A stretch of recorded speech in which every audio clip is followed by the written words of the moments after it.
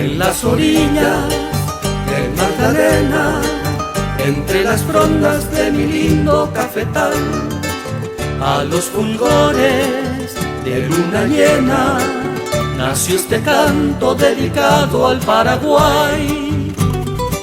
Sus notas tienen todo el encanto de mi floresta tachonada de rubí. Por eso quiero dedicarle a mis hermanos del gran pueblo paraguayo donde aroma el aguaí, y a su indomable corazón y a su bravura, y también a la hermosura de la reina guaraní. Es canto de hermandad al pueblo que luchó, es confraternidad de corazón. Es tierra hermana, tierra indoamericana, donde el pájaro campana borda trinos de cristal. Es tierra hermana, tierra indoamericana, donde el pájaro campana borda trinos de cristal.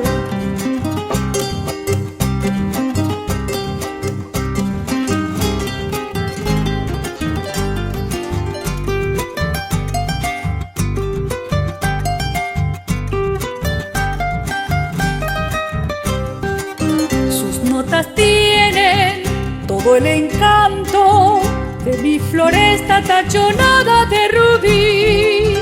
Por eso quiero dedicarlo a mis hermanos del gran pueblo paraguayo donde aroma el aguaí, y a su indomable corazón y a su bravura, y también a la hermosura de la reina guaraní. Es canto de hermandad al pueblo que luchó, es confraternidad de corazón. Es tierra hermana, tierra indoamericana, donde el pájaro campana borda trinos de cristal. Es tierra hermana, tierra indoamericana, donde el pájaro campana borda trinos de cristal.